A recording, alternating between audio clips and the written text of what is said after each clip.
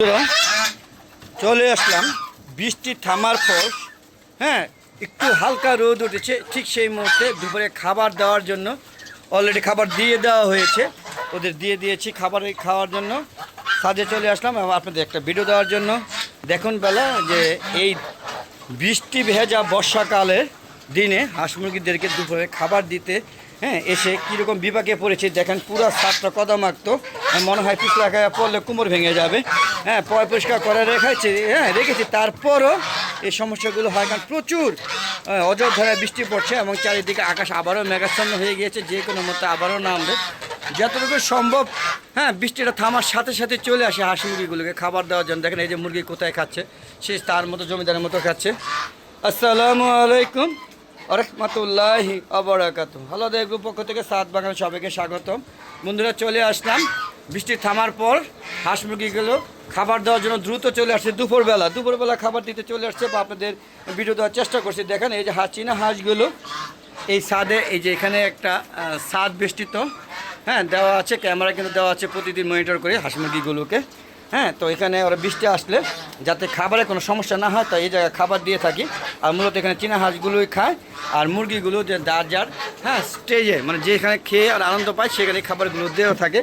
আর পাশাপাশি এই যে টার্কি মুরগিগুলো ঘুরে ঘুরে চারিদিকে খাবার খায়, আর দেশি মুরগিগুলো একই সেম অবস্থা। আর এখানে রাজহাঁস খাবার খায়, এখানে রাজহাঁস খাবার শেষ করে আবার এখানে খাবার খায়। মানে মোট কথা ছাদের চারিপাশে এই হাঁস মুরগিগুলোকে খাবার দিয়ে থাকে। এখান থেকে তারা খাবার খায় এবং এখানে খাবার খাওয়ার পরে আমি চলে যাওয়ার সাথে সাথে আবার চড়ুই পাখি, জ্বালালি কবুতর এবং বিভিন্ন ধরনের বাজিগর পাখি, ঘুঘু পাখি, এই যে চড়ুই পাখি অলরেডি যে দেখতেই পাচ্ছেন, এই যে দেখুন এরকম ঝাঁক ধরে আশেপাশে কোথাও আছে লুকিয়ে চুরি করে। ওই যে দেখেন গাছে গুছে ভরা, ওই গাছে ভরা সবগুলো এক ঝাঁক বেঁধে এসে এই খাবারে ভাগ নিবে, স্বাদ নেবে, নিয়ে ধানগুলো খেয়ে যে তুষগুলো ফালাই দেয়, এই তুষগুলো উড়ে উড়ে এখানে এই যে ময়লা সৃষ্টি হয়। আপনারা দেখতে পাচ্ছেন কী পরিমাণে তুষ জমে আছে।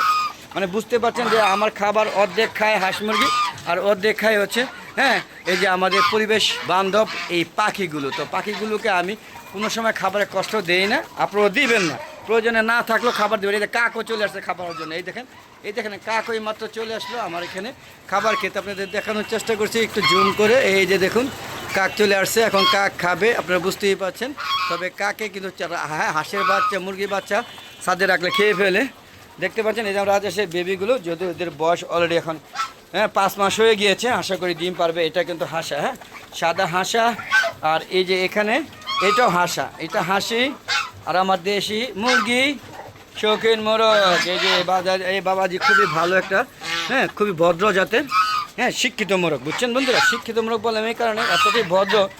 ওর দাদা মানে ভাই বোন চাচা চাচি মানে যা আছে নাতিপুতি সব মারা গেছে এই যে ভাইরাসের কারণে, যেটাকে বলা হয় বার্ড ফ্লু ভাইরাস। কিন্তু সে এখনও বেঁচে আছে এবং সুস্থভাবে বেশ ভালোভাবে বেঁচে আছে। সে মেসির মতো, অনেকটা মেসির মতো চুপচাপ থাকে। মুরগিদের সাথে সুযোগ পেলে প্রেম করে আর পেট ভরে খাবার খায়। আর সকালবেলা ঘুম থেকে উঠে এসে সবাইকে ডাক দিয়ে জেগে ওঠানোর চেষ্টা করে। তো বন্ধুরা, এই দেখেন আমার এই হাঁসগুলো কিন্তু ডিম পাড়া শুরু করে দিয়েছে অলরেডি। দেখেন মাশাআল্লাহ বেশ খাবার খায় এরা। রাজহাঁস খাবার খেতেই পারে, এরা প্রচুর খাবার খায়, প্রচুর খাবার খায়। এই 4টা হাসি আর এই একটা হাঁসা। অনেকে বলে যে রাজহাঁস 2টা হাসি লাগে একটা হাঁসা দিতে হয়, সম্পূর্ণ ভুল কথা।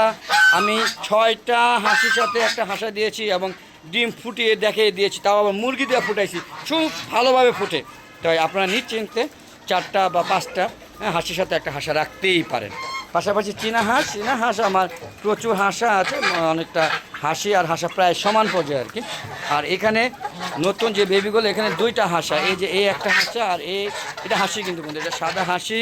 পাশাপাশি এটাও হাসি, 2টা হাসি, 3টা হাসি আর 2টা হাঁসা।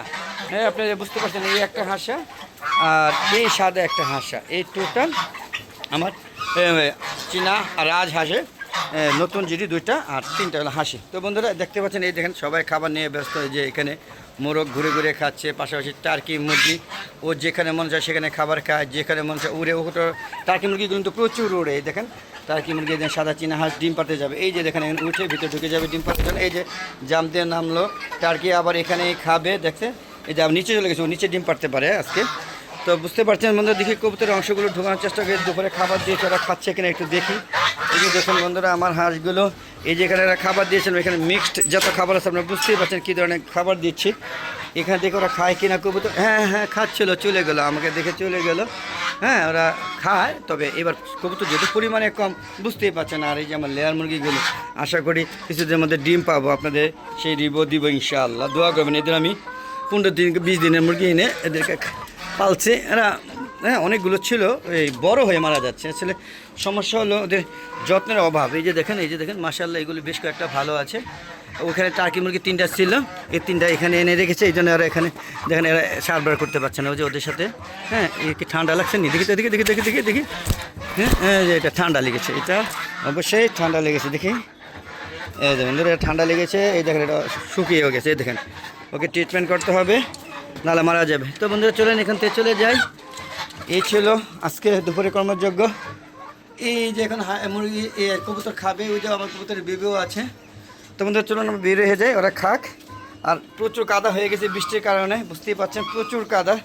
হ্যাঁ আবারও বৃষ্টি নামবে। এই দেখেন চড়ে পাখি অলরেডি ঝাঁক ধরে চলে আসছে, বুঝতেই পারছেন কি পরিমাণ চড়ে পাখি এখানে আছে সেটা বুঝলেন। এই দেখুন এক ঝাঁক বেঁধে চলে গেল, আপনাদের মনে দেখাতে পেয়েছে।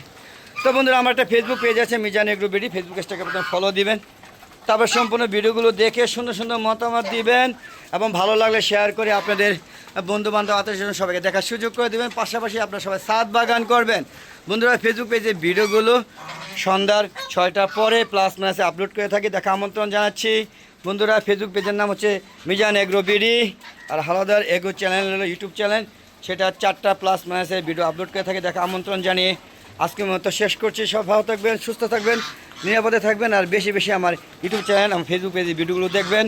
পাশাপাশি আপনারা সবাই ছাদ বাগান করবেন।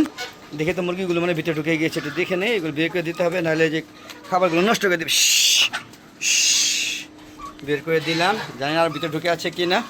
তো বলতেছিলাম যে পাশাপাশি আমার মতো আপনার ছাদ বাগান করবেন, আর প্রয়োজনে হাঁস মুরগি লালন পালন করবেন। উন্মুক্ত অবস্থা পালন করতে হলে অবশ্যই চারিদিকে বেড়া দিতে হবে।